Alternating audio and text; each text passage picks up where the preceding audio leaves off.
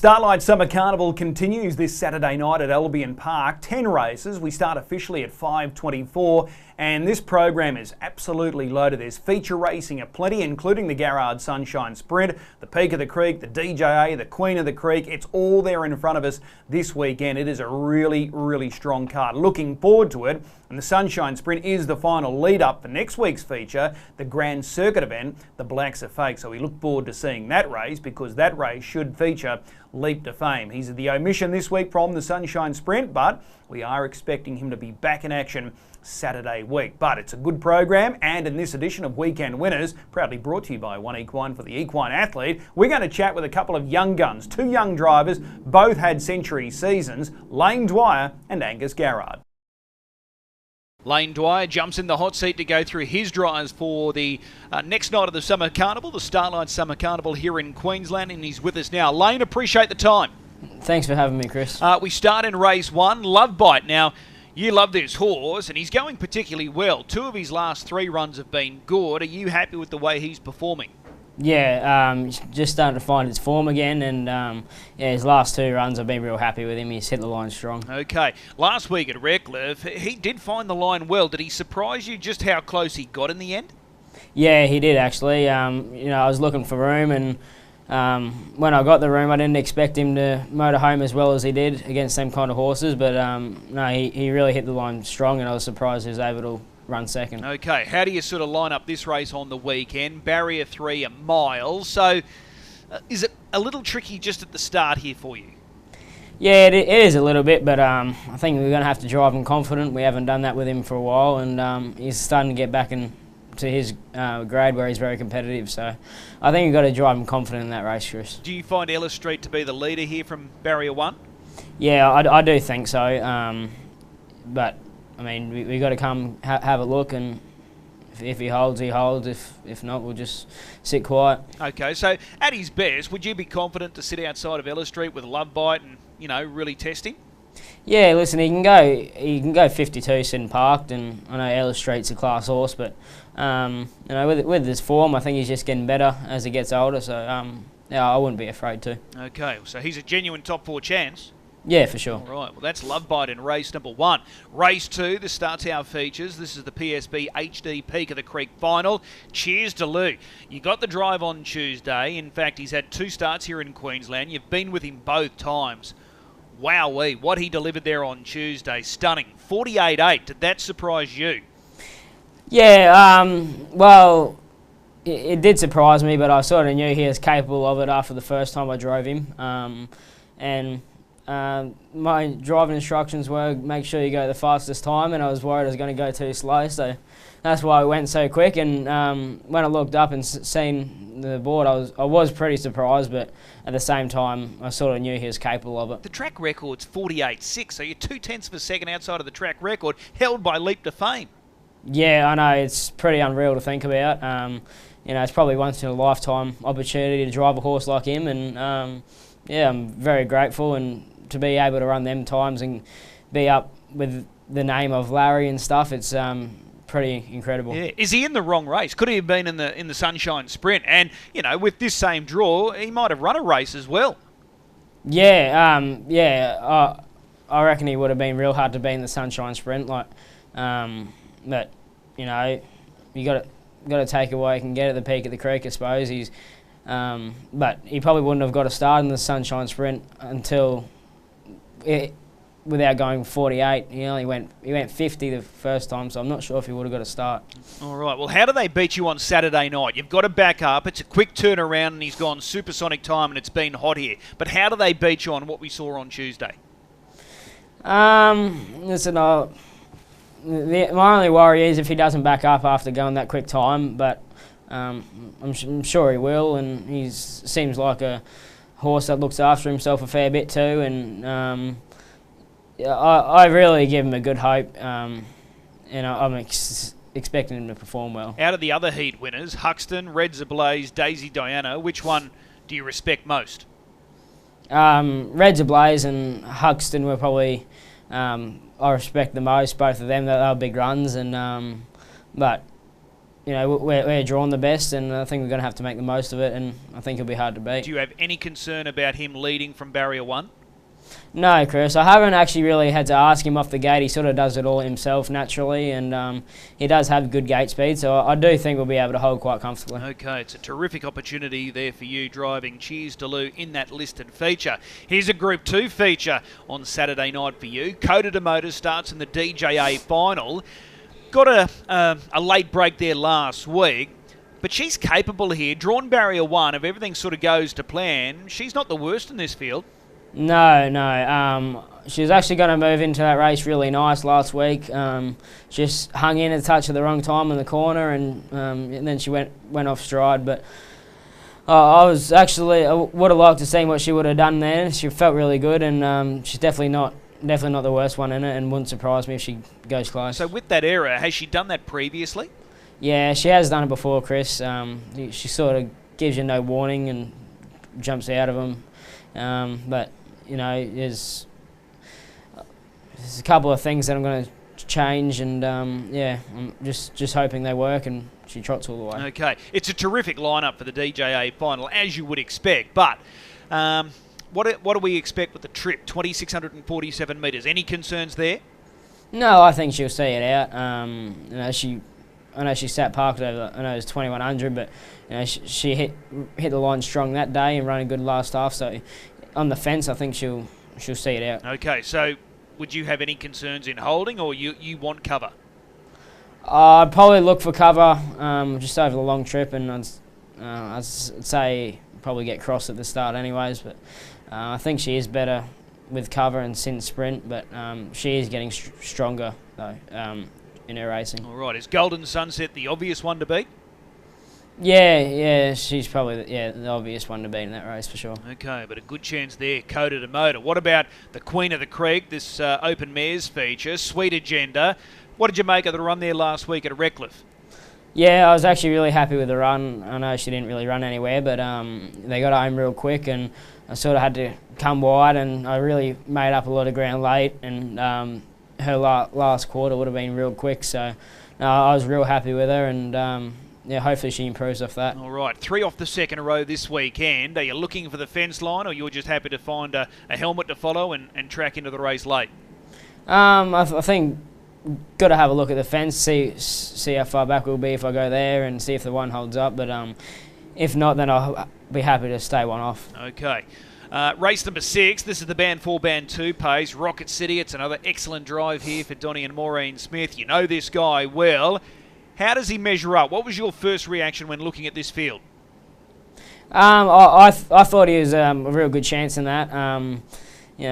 Donnie's always thought Rocket City's better than Cheers Delou, and I just don't think we've seen the best of Rocket City yet. So it's a shame he had to get scratched last week. I think he would have went real close in that race, but I give him a real good hope. Okay, when he won last start, it was a sub-26 opening quarter, and he was able to go on and win that race. Can you lead here? Yeah, I'm going to try, and I'm definitely going to have a good go. Okay. So Captain Hammerhead drawn the inside, Manila Playboy there in 2, Captain shuffles off the second row. Do they look the hardest to beat for you? Yeah, obviously they do, but I'm confident with him, and I think he run out a real good mile. Okay, can he go sub 50? Yeah, I reckon he can. Yeah. Yep. So he's got a PB of 50 and 5, so he can go quicker. I believe so. Yes. All right. If he got a start in the Sunshine Sprint, is he out of his depth there, or is that a race that he could do something?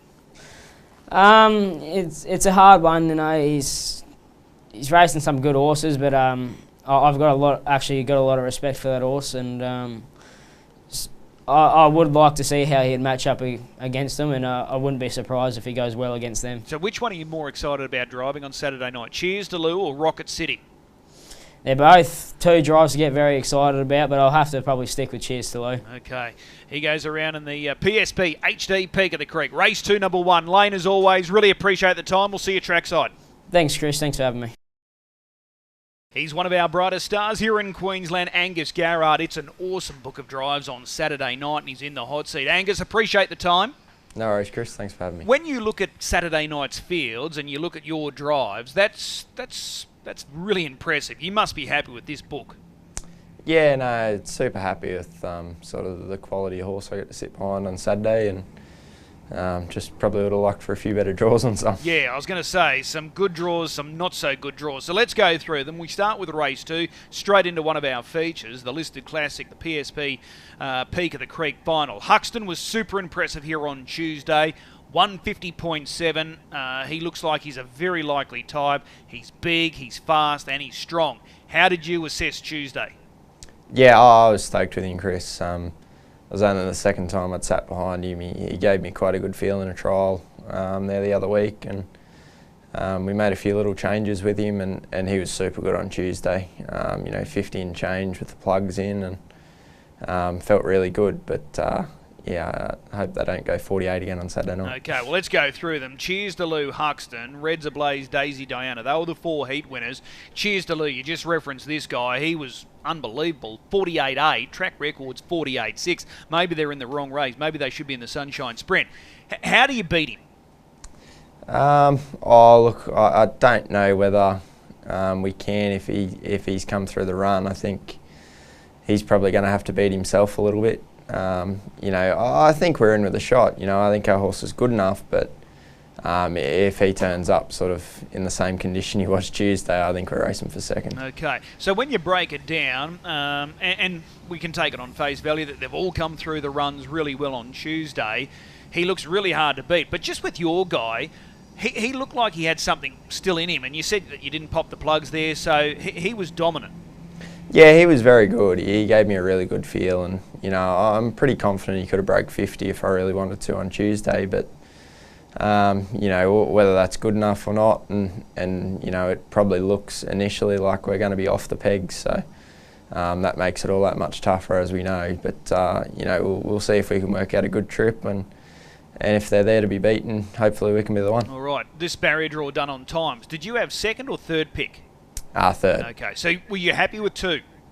Oh, look, it's sort of best of the rest. When you're going that fast, you'd sort of like to be on the pegs, and I don't really think Cheers to Lou is there to be crossed, but we'll see if we can work something out early and get a good trip somewhere. I'm sure he'll race well. Okay, fast forward 12 months. Where do you think Huxton could be in 12 months' time?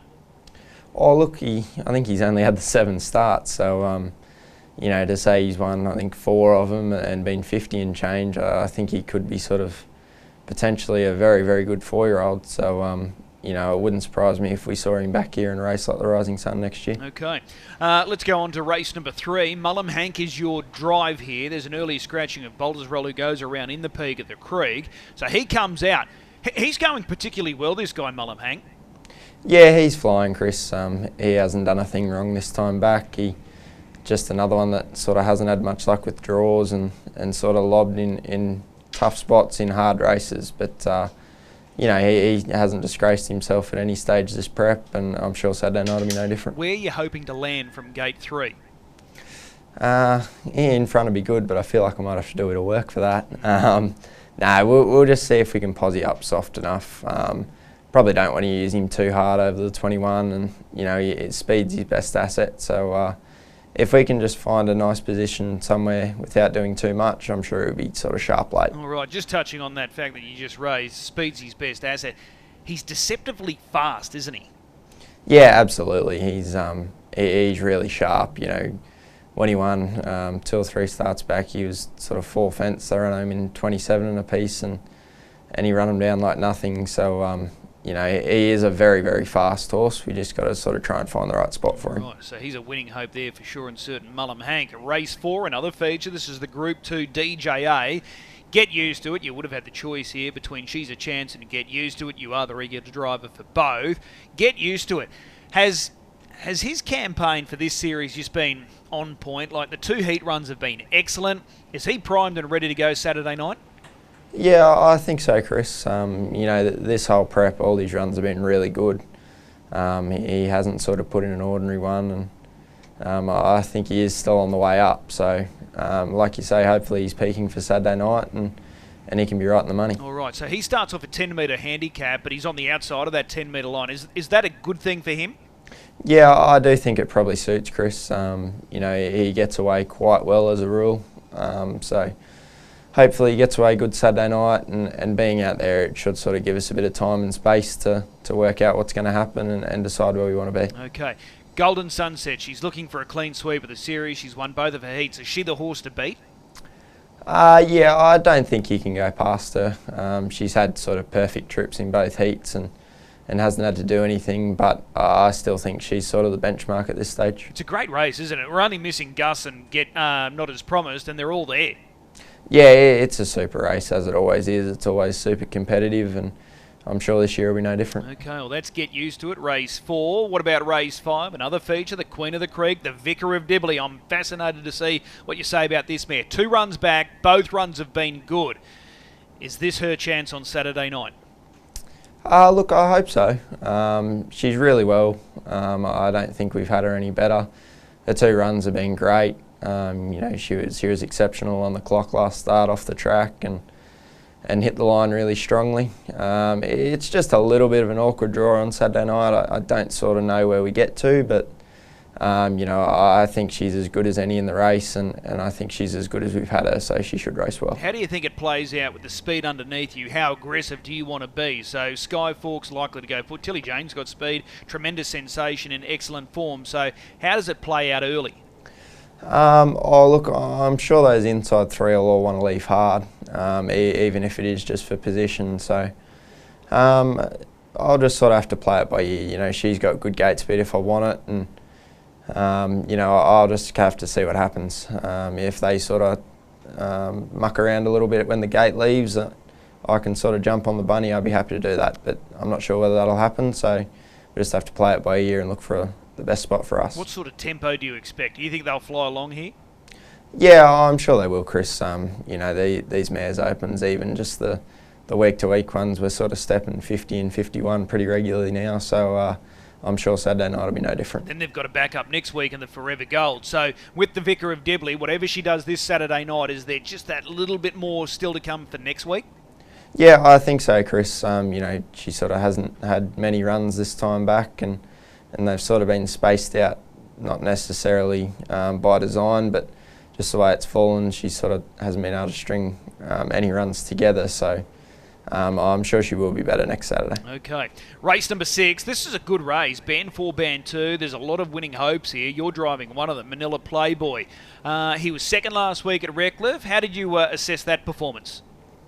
It was better, Chris. He was a lot closer to his best. It was a little hard to gauge him. He sort of got jammed up around the last turn and lost all his momentum. So it was a little hard to sort of work out where he was at exactly. But he did seem a lot better. So hopefully he's on the right track again. All right. Is this a perfect setup for him? Gate 2 looks like it's a fast front line. There's going to be some early heat here. So does this look like it might just set up ideally for him?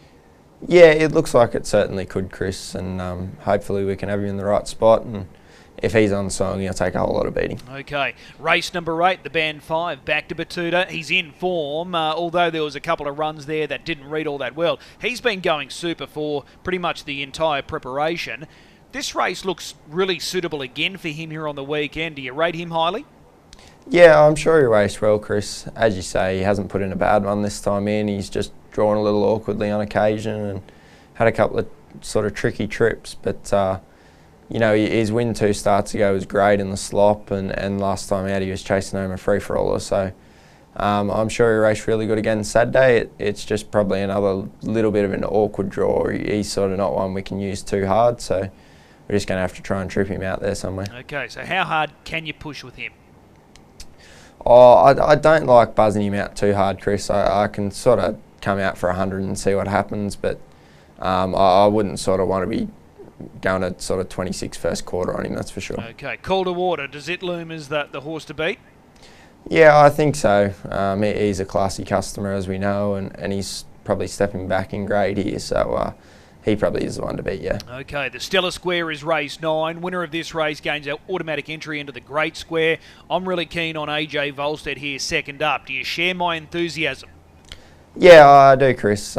He gave me a really good feel last time, albeit making a little break late. But, I think he had that race shot to bits and the time was really good. So as far as how he felt in himself, I was super happy. So, he should improve off that, and I'm sure he'll race well. So was that just one of those cases where being first up he was just a little too fresh?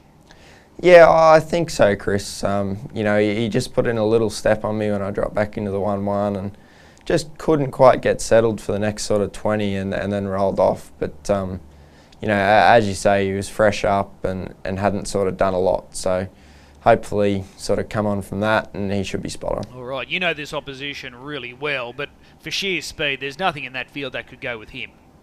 No, I don't think so, Chris.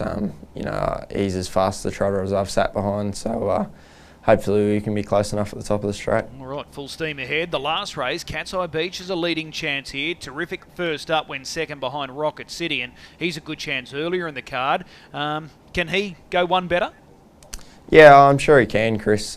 He seems really well, so I'm happy with how he's come through the run, and probably just the draw hurts, and I honestly don't really know what I'll do yet, but you know, we'll see what happens, and I'm sure no matter what, he'll race really well. Does the early scratching of Hector help, or is it more of a hindrance? It probably could help. It's just one of those things. I'll probably make my mind up on how he warms up, so we'll see what happens. But if you wanted to lead, you can lead.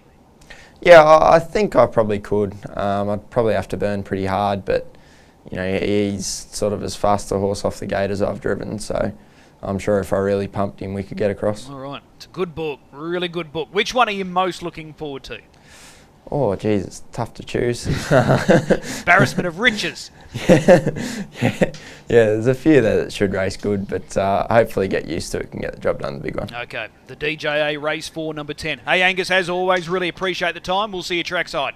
No worries. Thanks, Chris. As always, a big thanks to our two drivers, Layne and Angus, and we're wishing them all the very best of luck. Looking for a good gamble this Saturday night. I think Angus's drive, AJ Volstead in the Stella Square. I'm expecting him to dominate despite the fact that it's a little tricky to draw inside of the second row. Yes, he made that little break first up. I'm not worried about that. I think he'll be primed and ready to go this Saturday night, and then that dovetails into next week's feature, the Group 1, the Great Square. So I'm hoping he'll be able to fly the Queensland flag proudly. So marking him the best, you've got to be a little patient. It is late in the program. Race 9, Horse 8, AJ Volstead. If you are gambling this weekend, please do so responsibly. We'll see you trackside this Saturday night at Albion Park. As I said, we kick off nice and early, but it's a big program, 10 in total.